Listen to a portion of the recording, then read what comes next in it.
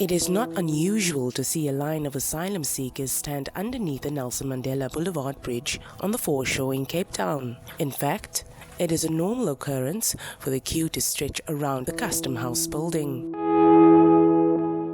To desperate refugees pushed out of their homelands because of war, human rights abuses, violence, and socio-economic conditions, this queue is often the line between a better life or one of further struggle. South Africa has 4 refugee reception offices. We have one in Musina, there's one in Durban, there's one in Port Elizabeth, and then one in Pretoria. We have a refugee reception office in Cape Town, but it's not open to new asylum seekers. The first impression that you get when you go is the long queues, especially the women standing in those queues from early hours in the morning, as early as 4, with babies on their arms. In our experience, the asylum process is one of long queues. People have been waiting for years, even decades, before their asylum claims were properly dealt with. The permit that I'm using in South Africa is a refugee status, and based on my experience, it's not a good experience. Where sometimes you wake up 3 a.m. in the morning, you have to go to the Department of Home Affairs, you wait on long queues till about 7:30 in the morning. Some of our permits are being collected and we still wait outside for some time. There is nowhere to sit. You are standing, and sometimes it's rainy. You've got women with very young babies, some of them as old as 3 days. They're running from one queue to the other, caps falling off the babies' heads. It's an experience that I would not like maybe the next generation of refugees living in South Africa to experience, because it's not a good one. An estimated 80,000 refugees come to South Africa for an opportunity at a better life, but only 3 to 4% of the South African population is made up of non-nationals, which reflects a global norm. The perception of this issue has been skewed to show a flooding of hidden refugees or migrants, but data shows a very different reality.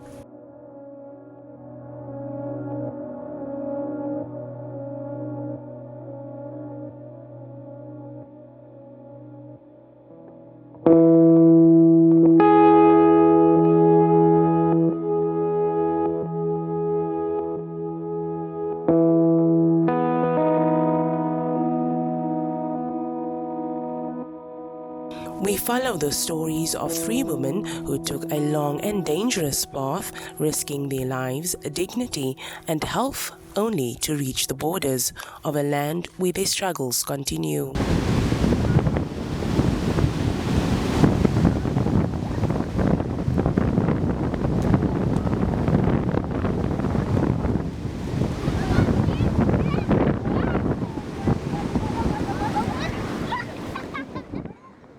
This is Rose. She left the Democratic Republic of Congo on foot to escape the repercussions of war. When soldiers attacked her village, she was gang raped and held hostage as a sex slave in a secluded forest.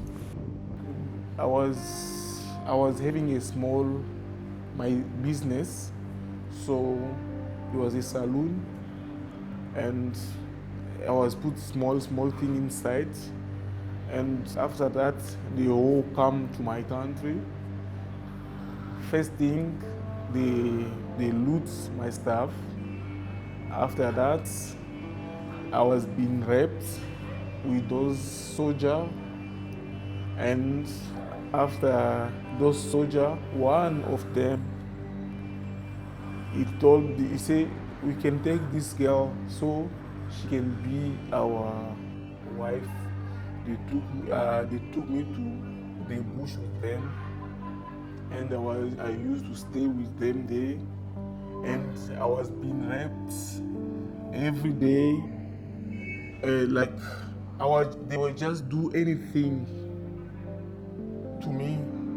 After gaining the trust of her captors, Rose made a daring escape, blindly running through a dense forest.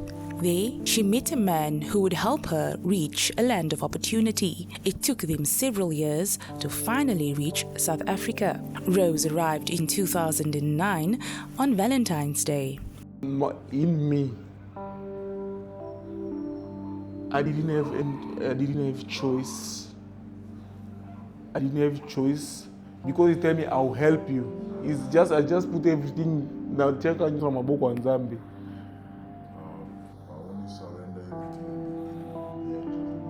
Yeah, because what I was going through was a lot. So I was like, I didn't have choice. I'll help you. I just say, okay. I just trust myself. Okay, we can go. If I'll make it, thank you. If I can't, it's, yeah. So having conversations with people in the queues, you come to find that many get permit extensions for 1 month only and have to come back each time to renew their paperwork. So essentially, you are part of a paper queue as well. The connection we tend to have when we think of refugees is what had happened to them in their place of birth. Gender-based violence is not only something that happens in neighboring countries. It comes in the form of comments, institutional xenophobia. Without the correct documentation, it's very difficult to even access healthcare and education. But despite this, our refugees and migrant communities are still resilient. Despite the barriers they face, they are committed to helping and building a better country. As a transgender woman, Jackie made the hard decision to leave her family because of the discrimination she faced. In 2002, she was shot outside of a nightclub by one of the patrons. Rushed to the hospital for surgery, she says doctors were homophobic and she had difficulty getting the treatment she needed to stay alive. When she reached South Africa in 2007, she faced the same kind of hate. I faced too much problems in South Africa because I was thinking safe for us is not safe, especially a trans woman in Africa. Even the government, you don't understand transgender women because I face too much problems in South Africa. I get raped, I get people beating me, even the taxis, transport, I don't speak the language, I don't speak Afrikaans, I don't speak Zulu, I don't speak Xhosa. Sometimes I get discrimination for people. Why run your country? You are this, you are this. That's the problem I get in South Africa. It's these issues we have been advocating for it, I don't know for how many years for now. Because if you look at these issues of access to healthcare services, access to basic education, and access to employment, you need to first look at the constitutionality of these issues. The principal law, which is the Constitution of South Africa, it has clearly indicated that everyone has got a right to access basic education. It has clearly indicated that everyone, including, because there's a tendency, or I don't know whether it's a behavior from the public servants, that they tend to interpret everyone from the Constitution point of view, and it means only the citizens. And when you look at the definition on the very same Constitution, when it talks about everyone, it means every individual or every person who is living within the Republic of South Africa. And if you have asylum seekers, refugees, and migrants living within the Republic of South Africa, it makes them part of the everyone. And the Constitution goes further to say everyone has got access to access basic healthcare services, including emergency and sexual and reproductive healthcare services. But in reality, is that the fact? No. In reality, we still find cases of women, children being denied those basic services. And when you go deeper and you ask why they are being denied, there is no proper answer. Internal migration is also something that happens in South Africa. The government needs to plan effectively to take this into consideration. And what is important to note, migrants, asylum seekers and refugees in South Africa, there are no definite statistics. But if we look into the census through Stats South Africa in 2011, the data from that shows us that foreign-born people in South Africa make up roughly between 4 to 7% of the population. So that does not put South Africa within in the top 10 countries of migrant and refugee receiving countries. This is often portrayed in the media incorrectly. For Jeanine, it was a culmination of factors that pushed her out of Burundi. The romance between her mother from the Tutsi tribe and her father from the Hutu clan created problems for the family. Jeanine's mother developed a mental disorder which only worsened over time. But what made Jeanine pack the little she had to flee her place of birth was rebels destroying her village and the threat of rape. She made the choice to travel with her small children, but her path was riddled with gender-based violence. She endured more hardship for the sake of her children. Wakati natoka kunyumba, wakati kawaida kunyumba nilikuwa natumika, nilikuwa nafanya biashara, nilikuwa na mtaji. Sasa wakati na fujo natokea, nilikuwa najikutana niko na franga kidogo, ndio nimetusaidia kusema tulipe wale wa matrake, batusaidie munjia tukuye, lakini munjia ilikuwa na matatizo, ilikuwa inabidi wale wanaume inabidi mpendane nao munjia kusema upate kisi ya kufika hapa South Africa. Nimejikutana na kuaga na udhaifu wa mwili na mara mingi najikutananga mwili saa vile naugua. Maana na saa moja najikutana sina watoto, saa moja najikutana tu sina furaha ya maisha. Najikutana mara mingi kila kitu nafanya kwangu ni kibaya na nakuwa na matatizo ya mwili. Miguru najikutanaga hivi mgongo kuna mani matatizo na hivi miguru mara mingi, na mara mingi naugua sana, najikutanaga niko na infection. Kivyangu ilikuwa vigumu juu sikuwa najua, sikuwa naamini venye tuko nao na sikuwa najua nani nitakimbilia wapi na nani atanisaidia. Rose, Jackie, and Jeanine's stories are only 3 in a multitude of voices speaking of the vulnerabilities women, children, and members of the LGBTQI community face while migrating. Yes, women and children, they are facing gender-based violence on their way and while in South Africa. On their way, sometimes they are abused. Some of them, they are abused by the truck drivers, and they are using them as sex slaves to give them a lift to bring them to South Africa. So they have been used as sex slaves. And when they are crossing the border, in some areas, they will meet with rebels who rape them in the bushes. So, and while in South Africa, they face, because of language barrier, they will face discrimination. And again, the xenophobia, which is happening in South Africa. So many women, and especially refugees, are facing those kind of challenges while in South Africa.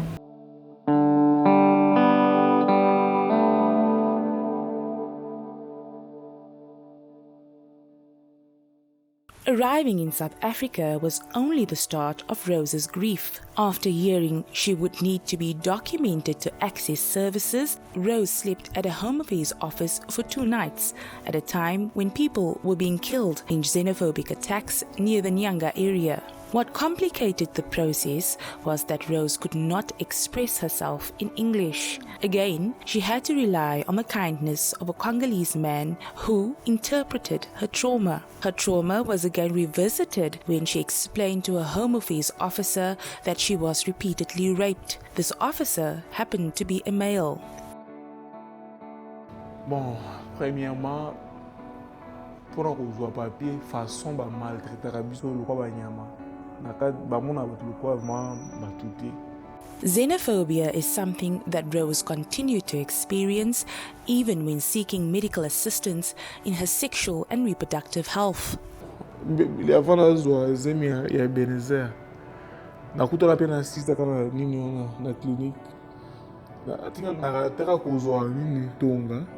2 mois. Quand on a eu abando gangila ngaba liko finga ngai pe aboya bina ko nini tenabi ngamo konde na stopper kinazwa tonga te donc na ipsaka comment soit sanga mabe azo finga ngapi nza pona ipsaka ki na expliquer na ngamo konde na zoka na nzoto nga bien te mais ndiko soit sanga il faut kaka donc abandi kuswada kufinga ngamakasi olindira kubota biro makwili pa fora nyempona abandi aswane afitsanga mape pona abana na clinique okumona mtu oye mwana azobela uzokenda hospital mwana yo mo moni ke mwana za nini ezali na sister mo na clinique ya bébé so ya za mwana ya biso ba fora ya simba kaibu obi azobiso longola mwana bilamba kukiata ko simba ite.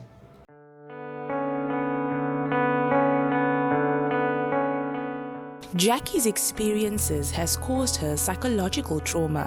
The emotional weight she carries pulls her towards suicidal thoughts. She accessed counseling through NGOs, but this was not enough. Sometimes, if I remember that problem I'm facing from home, from South Africa, sometimes I feel I want to kill myself. Sometimes I cry, I say, why am this? I say, I don't know where I can go because I was thinking I can be better in South Africa. I still face the problems. Sometimes I say, why may I get the problems?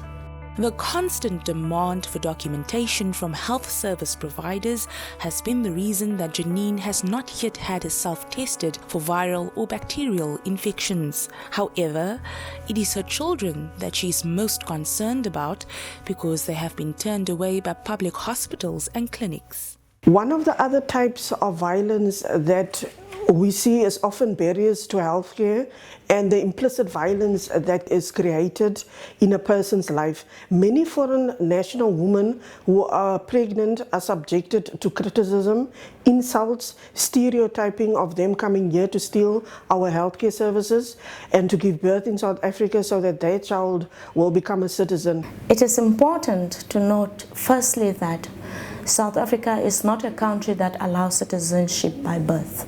So simply giving birth here does not make your child a citizen. When you look at the institutionalized xenophobia and discrimination, where people are denied access to the certain services based on their nationality, then it clearly directly interprets on the issues of discrimination that South Africa, especially on the public service and public servants, they are not welcome to access those basic services, which then create a very serious gap because you have a community now of children who don't have education.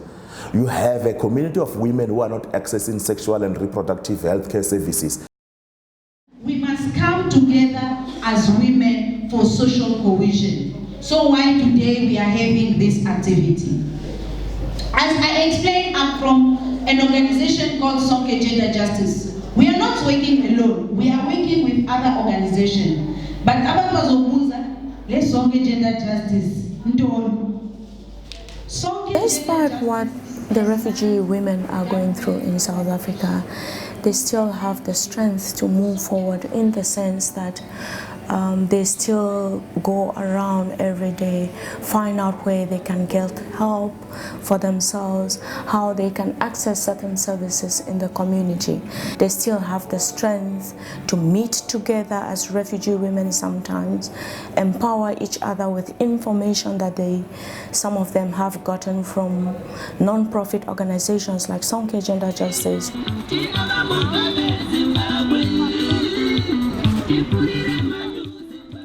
Sonke Gender Justice has done some really great advocacy work, creative activism around reopening the Cape Town Refugee Reception Office to newcomer asylum seekers. We did a campaign called the Department of Happiness Affairs, which highlighted that this process could be a happy one and that people standing in the queues could be welcomed in a different way.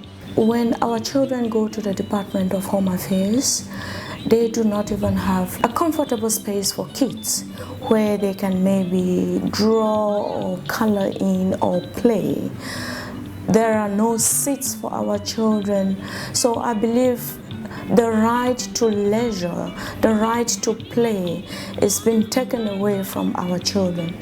So the day we did the advocacy at the Department of Happiness Affairs, which is supposed to be, like children felt like they were out of the box, playing around, they felt happy, they felt like children again.